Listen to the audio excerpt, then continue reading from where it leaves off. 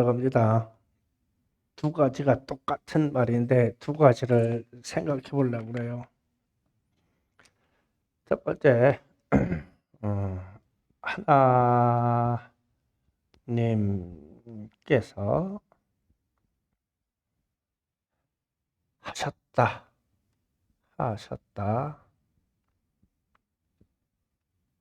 쉬운 말이죠. 하나님께서 하셨다. 하라. 이렇게 명령을 주시고 똑같은 말인데 하나님께서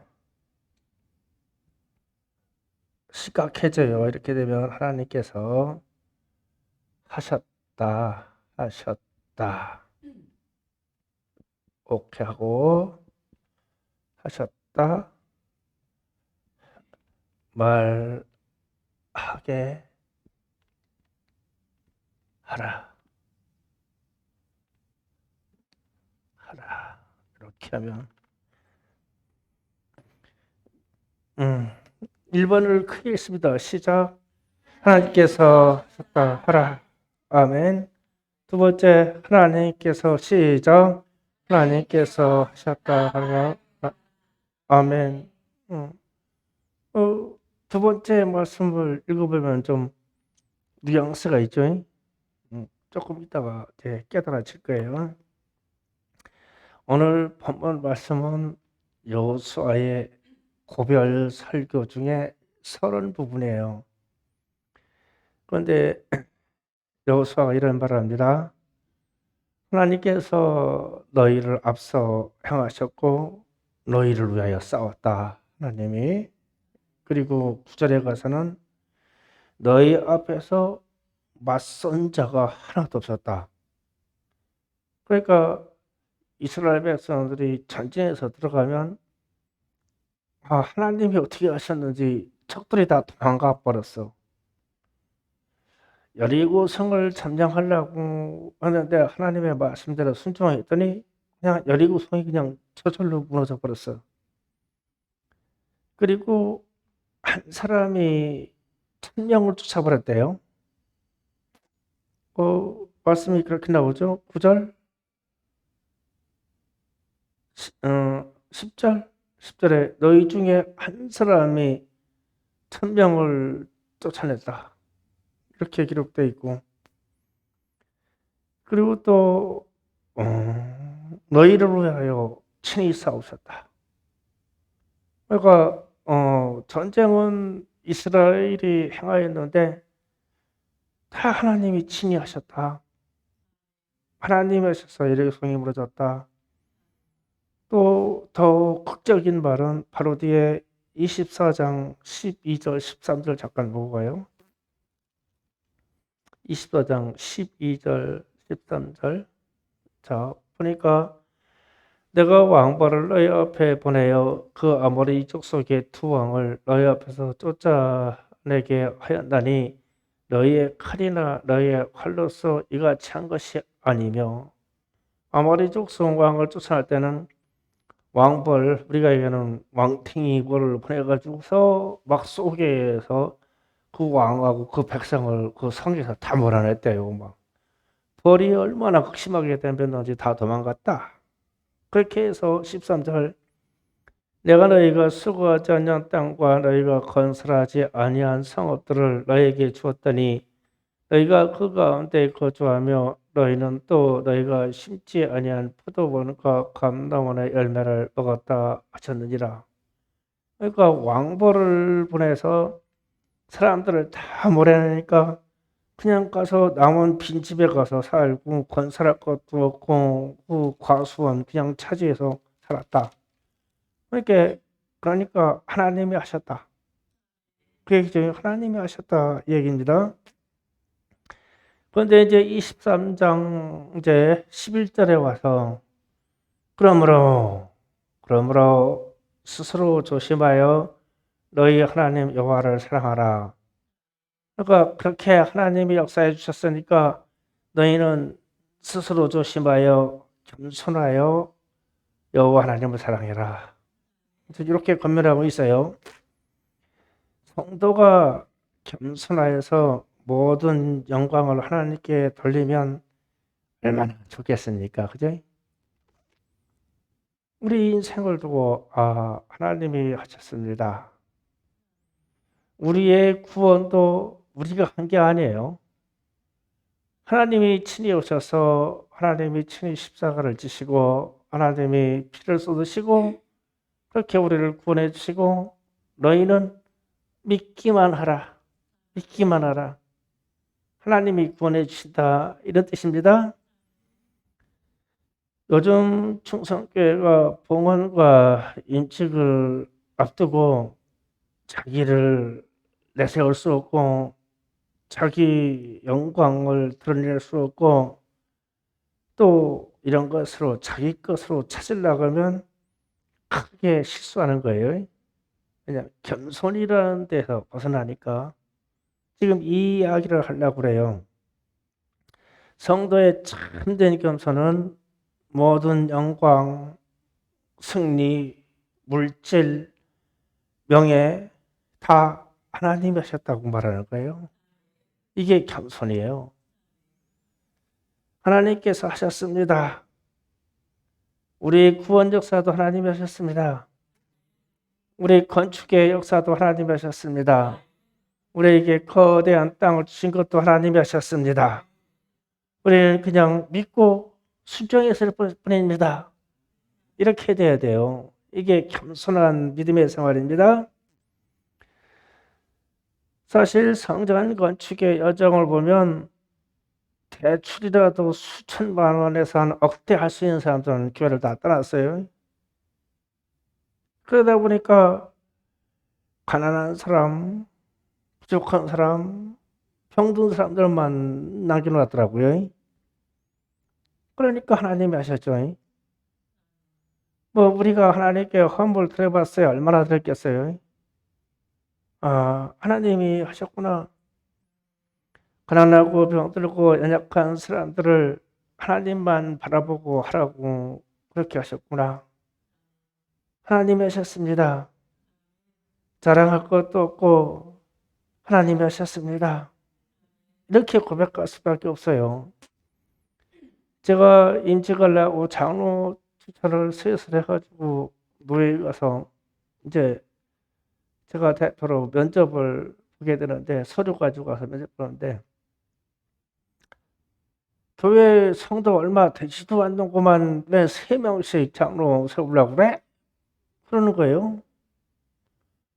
그래서 그게 법적으로는 이렇게 되는 건데 제 얘기 좀 들어보세요. 제가 성전 건축하려고 하니까 몇 억을 드린다고 사람 교회 떠나고 수천만 원 정도 대출받을 사람 교회 떠나고 집 팔으면 드린다는 사람 떠나고 보상받으면 사람 떠나고 다 떠나고 병든 사람 그리고 가난한 사람 연약한 사람들만 남아서 일을 했습니다. 그래서 우리 남자 성도는 장로 반열에 올라갔으면 나이에 찬 사람이 3명 남았습니다. 그런데 3명 남았는데 누구는 장로 세우고 누구는 장로 안 세우고 있을 수 없었습니까? 내 옆에 있어서 그냥 기도해주고 그냥 묵묵히 참아주고 그런 사람 장로 세워야지 누구 세웁니까? 나가서 몇억 드린다고 해서 불러다가 장로 세웁니까? 그건 나는 있는 사람 세워야 되겠습니다. 그건 난 누구를 빼라 해도 못 빼요. 이러니까 그러면 교회 건축되는 동안 여정 좀 잠깐 좀 설명을 해달라고. 그래서 이렇게 했다. 누구네 떠나고 이렇게 떠나고 그래서 부족하고 연약하고 가난하고 병든 사람들 모여서 교회 건축을 했습니다. 그러니까 하나님께 영광이고 하나님이 하셨다라고 하나님이 공급하셨다라고 밖에 고백할 수밖에 없습니다. 그래서 일을 한 겁니다. 이랬어요. 그러니까 제 얘기를 듣고 어떤 목사님이 참 운해되네. 충성교회 이야기 들으면 운해가 되네. 나중에 좀 간증하는데 좀 듣게 좀 충성교회를 좀 방문을 해야 되겠어. 그 진경도 회장 목사님이 그러시는 거예요. 그러니까 말을 트하면서 하나님이 하셨다. 이 가난한 중에 하나님이 하셨다. 자꾸 얘기를 하니까 은혜가 된다는 얘기죠. 그러니까 이래봬도 제가 일 엄청 했거든요. 이러고 가면은 그게 되겠어요? 일이야 좀 했죠. 그렇다 해서 내가 했다고 할 수 있는 일은 아니라는 거예요. 하나님이 공급하시는 능력과 하나님이 공급하시는 물질로 했다 이거예요. 감사하죠? 그런데 이제 문제는 건축 끝나고 나니까 곧바로 불평불 만들을 얘기해요. 화장실이 멀대요. 식당이 멀다고 그러고. 이런 말씀들을 하셔. 그래서 그러면은 건축 재건축해야 된대요, 곧바로. 이거 나는 가슴이 덜컹거려요. 이런 얘기 들으면. 김비경 집사님 건축 다시 했으면 좋겠어요? 좋긴 하겠죠. 더 좋게. 그러니까 한 건물에 입식으로 2층에 예배당 딱 있고 내려오면 막 화장실 식당 딱 있고 3층에 올라가면 그냥 막 휴게실 탁돼 있고 막 스마트한 건물 말이에요. 그래서 제가 그 정도 건물 지려면 지금 이 바닥 평수에서 3층 정도 입식으로 복합적인 거 딱 치려고 그러니까 예산상 한 15억 예산 20억 나와요. 뭐 우리는 뭐 한 건물 이거는 한 2억 안쪽에 했으니까 그렇다고 치는데 그러니까 이런 말을 할 뿐 화장실이 멀다, 식당이 떨어져서 좀 불편하다. 이 말을 할 자격이 있는 사람은 10억 이상 헌금하시면 돼요. 응? 돈 가지고 와서 얘기해요. 10억 이상. 나는 언제든지 할 수 있어요. 응? 김희경 집사님 알았죠? 예. 그러니까 돈 없다는 뜻이 아니야. 돈 없다는 뜻이죠. 예. 그래서 제가 여러분이 하는 그 조수미 선사님 알았죠? 10억 정도 갖고 와서 화장실이 멀다, 뭐 화장실이 겨울에 얼 것 같다 이런 얘기를 10억 갖고 와서 얘기해요. 그러면 언제든지 입식으로 스마트한 성전을 만들만 하다 이거예요. 그래서 이제 이렇게 세워준 것도 외부 사람들은 참 우리 얘기 들어보고 은혜다. 힘없는 사람들끼리 기도하면서 그걸 읽었다는데 참 은혜다 이러는데 우리는 이거 세운 지 얼마 됐다. 뭐가 불편해 돼. 다시 그냥 막 뒤집어 엎어버리고 셈이 다시 시치는 거요. 그런 얘기 하는 분도 있어요. 그런데 하여튼 뒤집어 엎어서 다시 짓하고 오는 사람은 조금 올릴게요. 15억 정도 가지고 오세요. 그럼 곧바로 다시 질 수 있는 일을 내가 저지를게요. 할 수 있어요. 빚 가지고는 할 수 없고 대출은 안 돼. 하여튼 가지고 와서 얘기해요. 10억 이상 15억. 심상훈 집사님 그렇게 하고 싶으면 갖고 오세요. 네, 얼마든지 나는 수용할 수 있어요. 이거를. 자, 인지계 일도요. 명예를 탐내서 세우는 것 아니고 가난하고 모자라고 약한 사람 하나님께서 도우시고 충성하라고 세우는 거죠. 그러니까 인직에 들어가시는 분들한테 자꾸 기도해라, 기도해라 그런 거를 하나님이 하시는 그 의지와 하나님이 이끌어 가신 역사에 대해서 조금 생각을 해보고 그냥 이렇게요. 하나님, 제가 장로 되는 거 맞아요? 한 번쯤은 하나님한테 물어봐야 될 거 아니야. 야, 나 장로 되네. 이게 아니고 나 권사 되네. 이게 아니고 하나님, 제가 이 일을 감당할 수 있겠어요? 예, 하나님, 제가 순종해갔으니까 하겠사오니 감당할 수 있는 능력 주시고, 감당할 수 있는 믿음 주시고, 감당해서 나를 써주시옵소서. 그런 기도를 해야 되지 않겠어요? 겸손하게 하나님께 고백하면서 나가라는 거예요. 그리고 나서 고백하는 말이 하나님이 하셨다라고 말하는 거예요. 하나님이 하셨다. 나를 세우시는 분도 하나님이시오. 우리 교회를 건축해 하시는 분도 하나님이시오. 앞으로 부흥을 주실 분도 하나님이시오. 이렇게 하라. 쉽죠? 그런데 근래에 들어와서 하나님의 말씀에 응답이 2번으로 온단 말이에요. 2번으로. 이렇게 되면은 심각해져요. 하나님께서 하셨다 말하게 하라. 이러면은 이게 무슨 뜻이냐면은 우리 시험 안 들 분이 이 홍래 권사님이니까 잠깐 일어나 보세요. 홍 권사님. 거기 서 계셔요. 홍 권사님. 홍 권사님이 신앙생활하고 이렇게 하는 일이 지금 하나님의 은혜예요. 그죠? 예. 모든 거 하나님이 하셨죠? 예. 그 말 좀 해봐요. 하나님이 하셨습니다. 말해봐요. 하나님이 하셨습니다. 예. 참 좋죠? 근데 제 양반이 비탁해가지고서 교만해가지고 당연히 하나님이 하셨습니다라고 해야 될 말을 안 해요. 좀 고개가 뻣뻣하고 어깨도 힘이 들어갔어. 그래가지고 자기가 꽤 좀 힘이 있고 명예를 가진 것처럼 이렇게 해요. 그래서 내가 윽박지르는 거예요.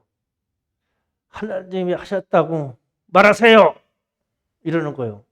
그렇게 움찔해가지고서 말하세요는 빼고 이제 억지로 하나님이 하셨습니다. 따라하세요. 이건 이렇게 말하라고 내가 지시하는 거예요. 두 번째 말이 그러잖아요. 말하게 하라. 앉으세요. 자, 이렇게 되면 중상교회 성도들은 목사가 그런 거예요. 이 모든 역사를 하나님이 하셨습니다. 라고 좀 말 좀 제발 하세요. 왜 그러세요? 하나님이 하셨다니까요. 자꾸 윽박 지르는 거예요. 이 지도자가. 그냥 차라리 그냥 기도하는 시간만 되면 하나님이 하셨습니다. 주님 감사합니다. 하나님이 하셨습니다. 임직에 들어가는 분들도 하나님이 하셨습니다. 감사합니다. 하나님이 나를 쓰시려고 하나님이 부르시고 하나님이 하셨습니다. 제가 하나님이 하셨기 때문에 순종합니다. 앞으로도 그렇게 할게요. 하나님이 하셨습니다.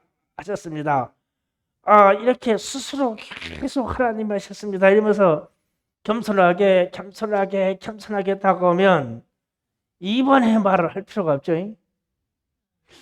그런데 왜 하나님은 나하고 사모님하고 기도할 때 2번으로 응답해 주실까? 중성교회여 하나님이 하셨다 말하게 하라. 저에게 명령하는 거예요. 우리 사모님이 며칠 전에 월요일날 체육대회가 참말을 해요. 저는 응답을 1번으로 받고 있었어요. 1번으로 받고 있었거든요. 하나님이 하셨다 하라. 이 응답을 받고 나가지고 그렇지 하나님 하셨지. 하나님 하셨지. 그런데 사모님이 갑자기 그런 거예요. 주님의 음성의 뉘앙스가 좀 달라요. 그런 거야. 뭐가 달라? 하나님이 하셨다 말하게 하라. 이러신다는 거예요, 주님이. 그리고 나서 사실 오늘 수요 저녁 예배가 오늘 이 말씀이 아니에요. 다른 게 정해서 했었는데 8일 동안 그냥 밤낮으로 저 생각만 한다. 하나님이 하셨다 말하게 하라. 그러면 막 내 속이 섬뜩해지는 거야. 막 힘드는 거야. 나하고 청성교회 임직에 들어간 사람들하고 기타 성도들이 겸손하지 못하게 주님 앞에 겸손하게 못하게 하나? 이거 큰일이네. 아, 하나님이 하셨다 말하게 하라. 그러면 막 영적인 충격이 막 내 가슴이 오그라들어. 두번 말이야, 이번 말은. 그런데 첫 번째 말은 참 은혜가 되어 하나님이 하셨습니다. 이 말을 우리가 입에다 달고 살면 아무 문제가 돼요. 안 돼요. 하나님이 하셨습니다. 방방이 들어와서 아이들을 즐겁게 하는 것도 하나님이 하셨습니다. 우리 식당이 이렇게 된 것도 하나님이 하셨습니다.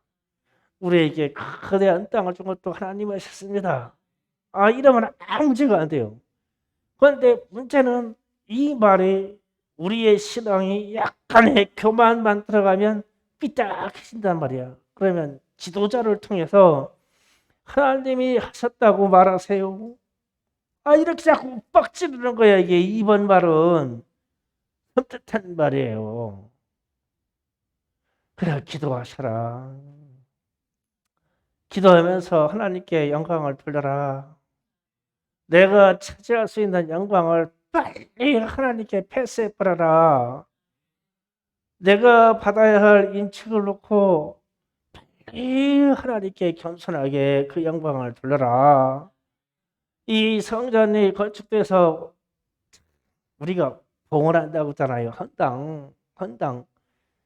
아주 빛이 제로 상태로 들어가서 우리가 진짜 재설립되는 것처럼 한 발짝 뛰자고 그러잖아요. 그런데요, 이게요, 우리가 선교 교육 같은 거 오늘 또 갔다 왔는데 거기 목사님들한테 기도 제목 나누려고 하면은 다른 사람들 다 스트레스 받아서 죽게 생겼어요. 심장이 멈추려고 그래요. 막 당뇨가 올라왔어요. 별의별 얘기하는데 나는 우리 헌당 예배 드리고 장로상 집으려고 그래요? 그러면 깜짝 놀라요. 아니, 이 시대에 교회의 빛을 다 갖는 교회가 있어? 깜짝 놀라는 거예요. 예, 저희가 그렇게 하려고 그러는데요. 그러면은 외부에서는 있을 수 없는 일을 일어나니까, 야, 충성교회 하나님이 무슨 복을 저렇게 많이 주셨으면 이 코로나 시대에 막 경매가 막 줄줄 막 교회가 경마를 쏟아지는 이때에 저 사람들은 헌당한다고 그래. 그럼 그 얘기 듣는 순간 내가 우쭐해지는 게 아니라 갑자기 이번 말이 생각나는 거야. 하나님이 하셨다 말하게 하라. 여러분에게 자꾸 부탁하는 거예요. 하나님이 하셨다고 말하세요. 이 일을 하나님이 하신다고 말하세요. 우리의 헌당과 봉헌도 하나님이 하신 거예요. 잠시 나 제주를 써주는 것뿐이고 여러분을 임직으로 세워서 하나님의 집을 견고하게 하려고 하나님이 하신 거예요. 그래서 막 입만 열면 무릎 꿇고 하나님 하셨습니다. 하나님이 하셨습니다. 예, 하나님이 하고 계시군요. 이 고백이 막 넘쳐나게 나와야 하나님께 영광 돌리게 딱 되는데 기도하는 자리에 기도하는 사람들이 기도로 오야 할 임직자들이 안 나타나는 거예요. 얼마나 교만한지. 교만하다. 그들의 입에서 하나님이 하셨다고 자꾸 쏟아져야 되는데 어쩌려고 그러냐. 우리가요, 여기 어린아이들 있고 우리 몇 분 집사님들이요, 오늘 기도할 때 아주 아는 사람들 대신해서 하나님이 하셨습니다. 감사합니다. 하나님이 하셨군요. 예, 이 어려운 시대에 하나님이 하셨습니다. 앞으로도 하나님이 해주세요. 이 기도 좀 해보자고요. 그러면 하나님이 얼마나 기뻐하시겠어요. 우리가요, 참으로 좋은 복과 좋은 성장 기회를 가졌어요. 지금요. 하나님이 하셨습니다. 앞으로도 하나님이 하실 것입니다. 불평, 불망 싹 다 없어버리고 주여 삼창하고 기도할 때 하나님이 하셨습니다. 고백하기를 바랍니다.